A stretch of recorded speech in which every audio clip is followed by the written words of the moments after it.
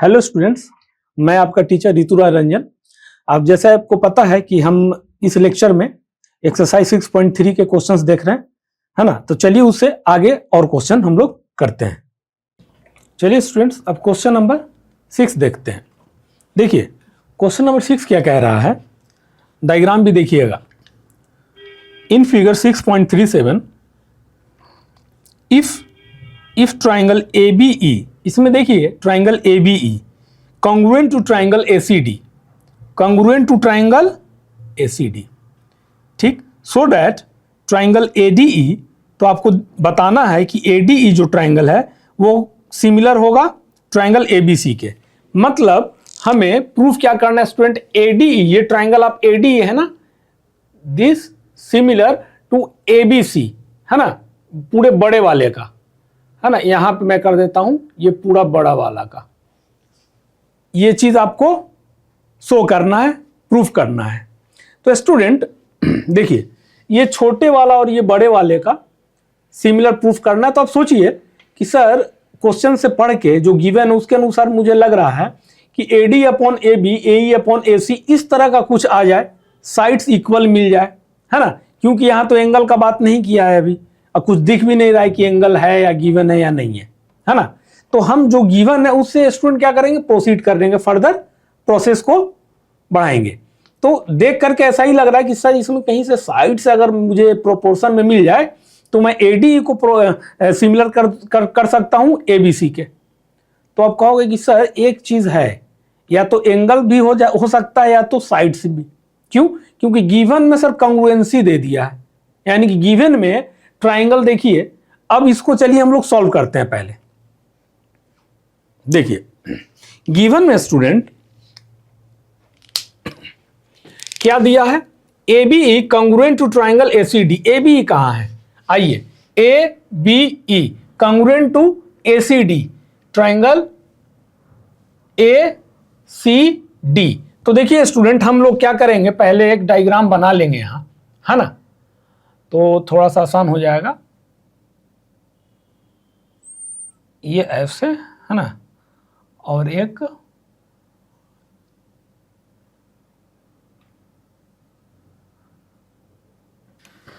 ये वाला और ये वाला,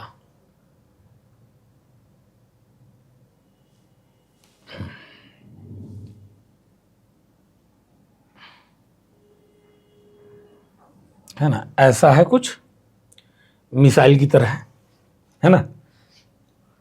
I am not so good in diagram, but काम चल जाता है हमारा, है ना।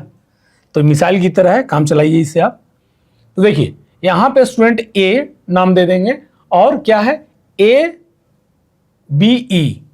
ABE, तो यहां पे आप कह दीजिए B और इसको कह दीजिए A, है ना। अब आ जाइए किसके कॉन्ग्रुएंट है, ACD के।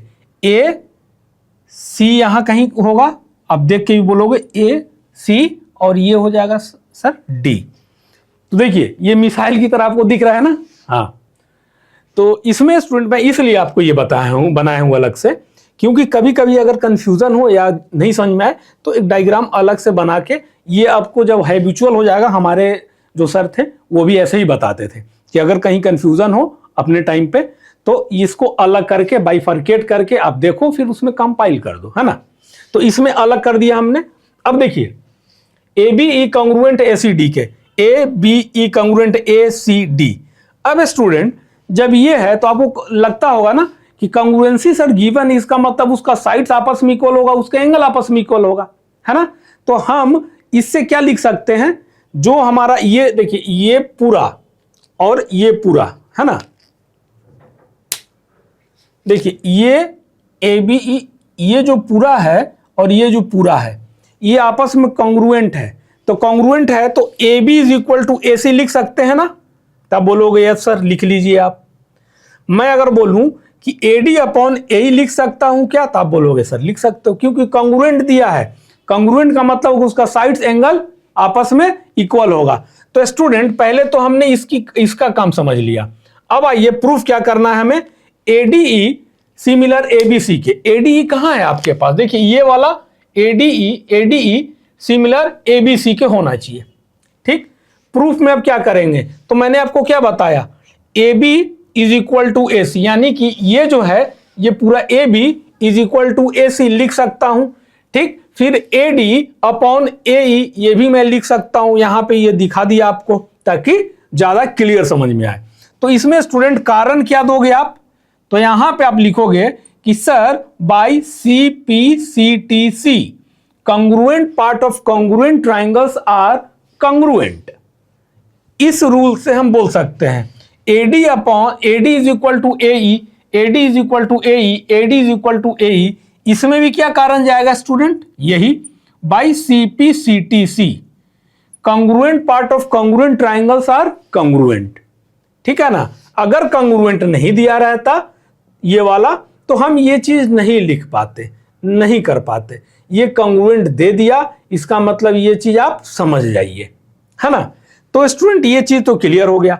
अब हम बात करते हैं हमें प्रूफ क्या करना है, सिमिलर एडीई एबीसी के। तो हम ट्राइंगल पकड़ लें एडीई और एबीसी, तब बोलोगे कि यस सर कर लीजिए, क्योंकि ओवरऑल तो हमें सिमिलर प्रूफ करना ही है एडीई को और एबीसी को। तो उसी ट्राइंगल में हम देखेंगे ना, उसी ट्राइंगल में हम कुछ साइड्स और एंगल इक्वल लाएंगे ना। ठीक, तो चलिए इन ट्राइंगल, यहां पे आप देखिए in triangle ADE and triangle ABC, उसमें अगर मैं कहूं student AD upon A B जो है इक्वल है ए अपॉन ए सी के, ये देखिए AD upon A B equal A upon A C. तो ये मैं अगर डायरेक्ट लिख देता तो आप क्या हो सकते थे, थोड़ा कंफ्यूज हो सकते थे कि सर ये कैसे लिख दिया आपने। तो स्टूडेंट इसके पहले मैंने ये बता दिया आपको, इसलिए अगर ए बी ए सी के बराबर नहीं होता और दिस इक्वल टू दिस नहीं होता, है ना, तो हम ये लिख पाते क्या, नहीं लिख पाते। तो A B upon A D, अब ये आएगा कैसे, तो इसको इक्वेशन 1 नाम दिए थे, इसको 2 दिए थे। तो A D upon A B, देखिए A D upon A B, A upon A C, A upon A C, यानी कि स्टूडेंट इक्वेशन 2 को डिवाइड कर रहे हैं 1 से, है ना, ऑन डिवाइडिंग, यहां पे रीजन लिखोगे ऑन डिवाइडिंग, डिवाइडिंग इक्वेशन 2, है ना, फ्रॉम इक्वेशन 1, है ना student. A B upon A D नहीं है, ध्यान दीजिएगा, A D upon A B है, ए डी अपॉन, यानी कि ये कहां से आएगा, A D upon A B is equal to A upon A C, कि जब हम इक्वेशन 2 को इक्वेशन 1 से स्टूडेंट डिवाइड करते हैं तब ये चीज हमें मिलता है ना। क्यों, और ये चीज हम ये कह कैसे सकते हैं, क्यों, क्योंकि A B is equal to A C है, और किस प्रॉपर्टी से लाए हैं, by CPCTC congruent part of congruent triangles are congruent. तो ये चीज तो आपको समझ में आया स्टूडेंट। तो एक चीज हमको क्या मिला, ये साइड और ये साइड का प्रोपोर्शन आपस में इक्वल है, A D upon A B is equal to A upon A C. अब दूसरा student angle A is equal to angle A होगा ना, बोलिए, तब बोलोगे yes sir angle A is equal to angle A होगा। कॉमन यहां पे हम क्या लिख दें, तो यहां पे स्टूडेंट हम लिख देंगे कॉमन, है ना। और आपको पता है कि किसी भी दो ट्राइंगल का अगर दो एंगल जो है आपस में इक्वल हो जाता है तो तीसरा अपने आप हो जाएगा आपस में equal bye angle sum property. ये चीज तो हम सीखे, बट यहां पे हमें उसका जरूरत नहीं है। क्यों, क्योंकि हमें साइड्स मिल गया है।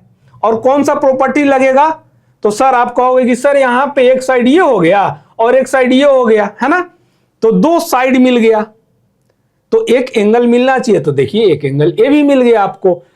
और जब भी एंगल ए ऐसा नहीं होना चाहिए, दो साइड मिला उसके बीच में एंगल, तब आप प्रॉपर्टी यूज कर सकते हैं S A S, side angle side. ठीक, तो ये चीज मिलने के बाद आप कह सकते हैं ना कि triangle ADE similar to triangle ABC, by which property we can say that. ये सिमिलर एडीई, देखिए एडीई सिमिलर हो गया स्टूडेंट बड़े वाले ट्राइंगल का ए बी सी के, है ना। तो किस प्रॉपर्टी से, तो आप बोलोगे कि सर यहां पे आप लिख दो by A S S similarity we can say that. Side angle side similarity से हम लोग कह सकते हैं कि triangle ADE congruent similar to triangle ABC. ठीक, समझ में आया, इजी था, है ना। और स्टूडेंट जब भी इस तरह का अगर मुश्किल हो समझने में, तो डायग्राम को आप क्या करेंगे, बाइफरकेट कर देंगे, थोड़ा अलग अलग कर देंगे। हमारे समय में टीचर ऐसे बताते थे कि अलग कर दो, उसके बाद उसको क्लियर दिखेगा आपको कैसे हुआ, है ना। और उसके बाद धीरे धीरे जब हैबिचुअल हो जाएगा तो आप डायग्राम में भी पकड़ना सीख जाओगे। Practice makes man perfect. तो जब तक आप प्रैक्टिस करोगे, माइंड को हैबिचुएट करोगे इस तरह से बाइफरकेट करके बनाने के लिए, फिर कंपाइलेशन में भी आपको समझ में आ जाएगा। ठीक है स्टूडेंट्स, ठीक है स्टूडेंट्स, आज के इस वीडियो में इतना ही क्वेश्चंस। अब हम लोग नेक्स्ट में आगे के क्वेश्चंस को देखेंगे। Thank you students.